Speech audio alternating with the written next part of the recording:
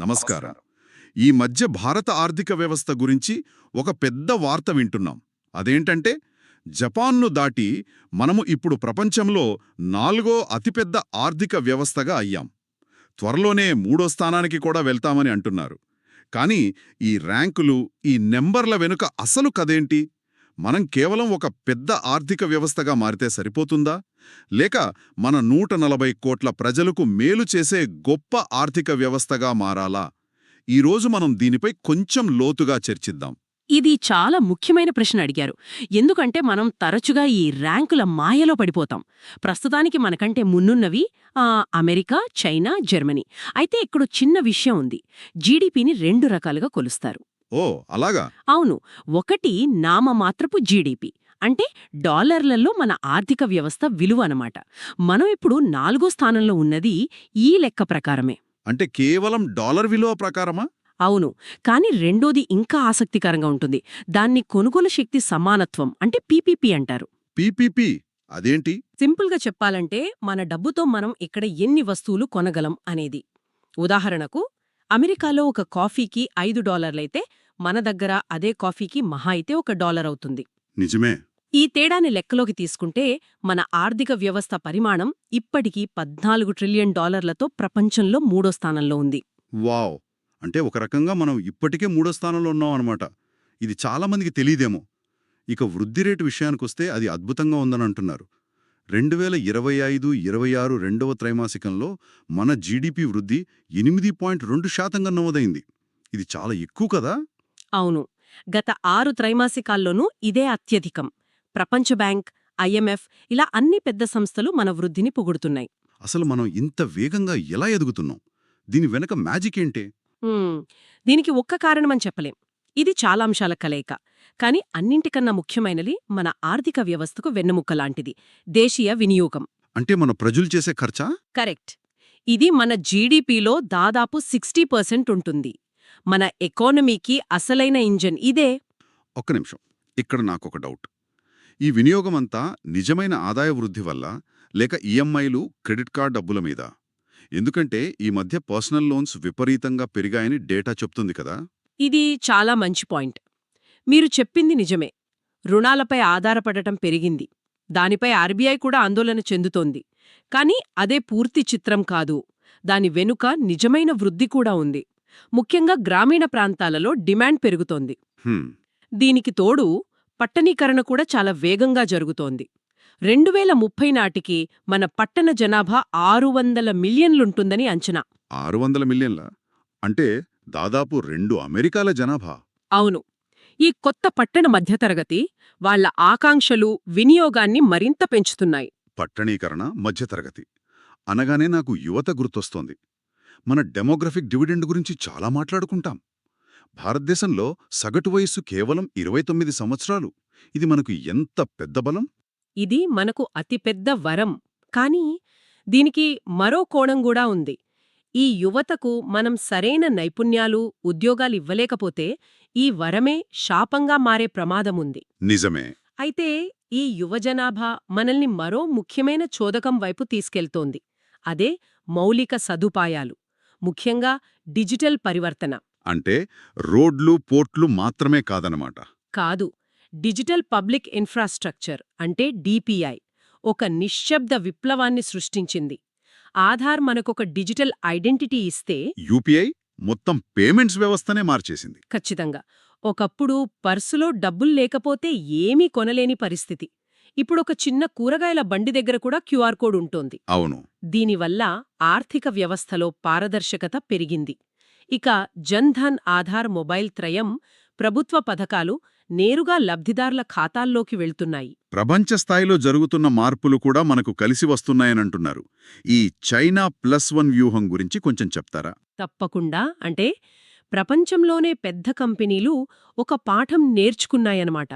కేవలం చైనాపైనే ఆధారపడితే ఏదైనా సమస్య వస్తే ఉత్పత్తి మొత్తం ఆగిపోతుందని గ్రహించాయి. ఓ, అందుకే ఇప్పుడు ప్రత్యామ్నాయంగా మనవైపు చూస్తున్నారా? అవును. ఇది మనకొక సువర్ణావకాశం. యాపిల్, శాంసంగ్ వంటి పెద్ద కంపెనీలు మన దేశంలో పెద్ద ఎత్తున తయారీ యూనిట్లు పెట్టడమే దీనికి ఉదాహరణ. అంటే మనమొక ఆకర్షణీయమైన గమ్యస్థానంగా మారుతున్నాం. ప్రభుత్వ విధానాలు కూడా దీనికి హెల్ప్ చేశాయా? తప్పకుండా. జీఎస్టీనే తీసుకోండి. అది దేశవ్యాప్తంగా ఒకే పన్ను విధానాన్ని తీసుకొచ్చి ఒకే మార్కెట్ను సృష్టించింది. మ్మ్. అలాగే ఇన్సాల్వెన్సీ అండ్ బ్యాంక్రప్సీ కోడ్ అంటే ఐబీసీ రుణాల ఎగ్గొట్టేవారికి ఒక బలమైన సందేశం పంపింది. వీటన్నింటితో పాటు కార్పొరేట్ పన్నును 30% నుండి 22%కి తగ్గించారు. ఇవన్నీ కలిసి వ్యాపార వాతావరణాన్ని మెరుగుపరిచాయి. ఇదంతా వింటుంటే చాలా ఆశాజనకంగా ఉంది. మన ఆర్థిక వ్యవస్థ పరుగులు పెడుతున్నట్లు అనిపిస్తోంది. కానీ ఒక సందేహం. ఈ వృద్ధి అంతా సామాన్యుడి జీవితాన్ని తాకుతోందా, లేదా మనం చూడని సవాళ్లేమైనా ఉన్నాయా? ఖచ్చితంగా ఉన్నాయి. ప్రతి నాణేనికి రెండో వైపు ఉన్నట్లే ఈ కథలో కూడా సవాళ్లున్నాయి. మొదటగా ప్రపంచ భౌగోళిక రాజకీయ అనిశ్చితి. రష్యా ఉక్రెయిన్ యుద్ధం కావచ్చు, లేదా ఎర్ర సముద్రంలో సంక్షోభం కావచ్చు. వాటి ప్రభావం మనపై పడుతుందా? తప్పకుండా. ఉదాహరణకు ఎర్రసముద్ర సంక్షోభం వల్ల కొన్ని మార్గాలలో షిప్పింగ్ ఖర్చులు ఏకంగా 300% వరకు పెరిగాయి. 300%? అవును. ఇది మన ఎగుమతులు దిగుమతులపై ప్రత్యక్ష ప్రభావం చూపుతుంది. ఇవి బయటి సమస్యలు. మరి మన దేశంలో మనం ఎదుర్కొనే సమస్యల సంగతేంటి? ముఖ్యంగా ధరల పెరుగుదల. మీరు ద్రవ్యోల్బణం గురించి మాట్లాడుతున్నారు. ఇది ప్రస్తుతం ఒక పెద్ద సవాలు. మొత్తం ద్రవ్యోల్బణం 4.8% తగ్గింది. అది మంచి విషయమే. కాని సేవల ద్రవ్యోల్బణం అంటే విద్య, వైద్యం, ఇంటి అద్దెలు ఇవి మొండిగా 6% దగ్గరే ఉన్నాయి. అంటే నిత్యావసరాల ధరలు ఇంకా ఎక్కువగానే ఉన్నాయన్నమాట. అవును. ఇది చాలా కుటుంబాల బడ్జెట్ను తలకిందులు చేస్తోంది. వాళ్ల కొనుగోలు శక్తిని తగ్గిస్తోంది. బహుశా అన్నింటికన్నా పెద్ద సవాలు యువతను ఎక్కువగా వేధిస్తున్న సమస్య ఉపాధి. ఒకవైపు 8.2% వృద్ధి అంటున్నాం, మరోవైపు ఉద్యోగరహిత వృద్ధి అనే మాట వింటున్నాం. ఈ రెండూ ఒకేసారి ఎలా సాధ్యం? ఇది ఈనాటి ఆర్థిక వ్యవస్థలోని అతిపెద్ద వైరుధ్యం. వృద్ధి వస్తోంది, కానీ అది ఎక్కువగా టెక్నాలజీ, ఆటోమేషన్ ఆధారిత రంగాలలో వస్తోంది.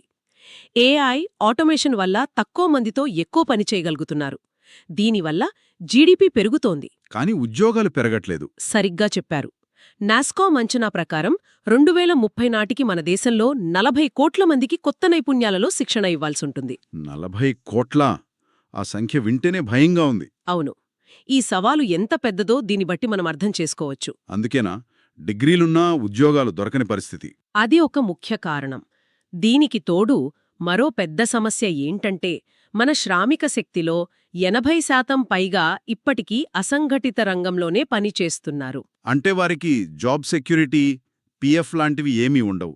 ఏమీ ఉండవు. ఈరోజు పని దొరికితే రేపు దొరుకుతుందన్న గ్యారంటీ లేదు. జీడీపీ నంబర్లు పెరిగినంత మాత్రాన వీరి జీవితాలు మారిపోవు. అందుకే యువతలో నిరుద్యోగ రేటు 15 నుండి 18% వరకు ఎక్కువగా ఉంది. కరెక్ట్. అంటే మనం మొదటి ప్రశ్నకు వస్తున్నాం. మనం పెద్ద ఆర్థిక వ్యవస్థగా మారుతున్నాం, కాని అసమానతలు కూడా పెరుగుతున్నాయా? అవును. ఇది ఈ చర్చలో అత్యంత కీలకమైన అంశం. మనం 4వ అతిపెద్ద ఆర్థిక వ్యవస్థ అంటున్నాం, కాని మన తలసరి జీడీపీ అంటే సగటున ఒక వ్యక్తి ఆదాయం చూస్తే అసలు చిత్రం బయటపడుతుంది. ఎంత ఉంది మన తలసరి జీడీపీ? సుమారు 2880.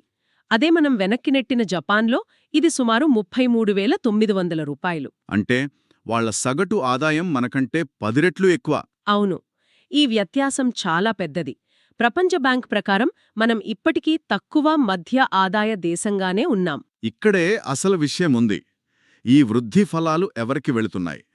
ఆక్స్ఫామ్ నివేదిక కొన్ని షాకింగ్ నంబర్స్ చెప్పింది.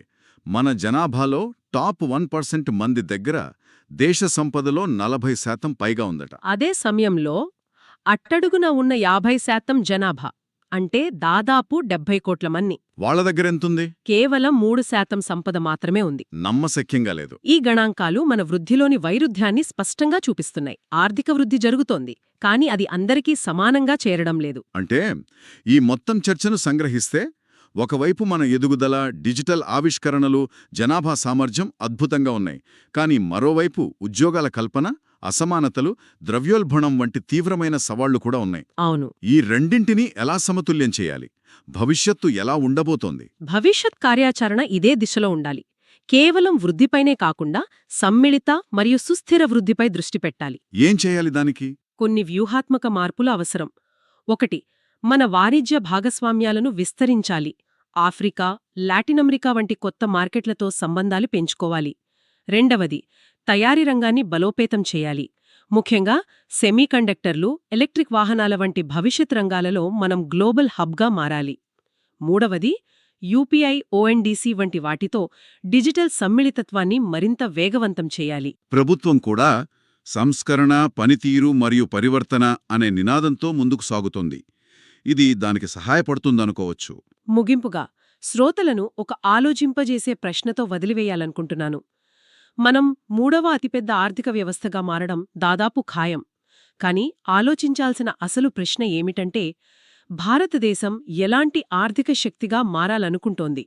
కేవలం జీడీపీ పరిమాణంతో నిర్వచించబడే దేశంగానా, లేక తన 140 కోట్ల ప్రజలందరికీ అందుబాటులో ఉన్న జీవన నాణ్యత మరియు అవకాశాలతో నిర్వచించబడే దేశంగానా?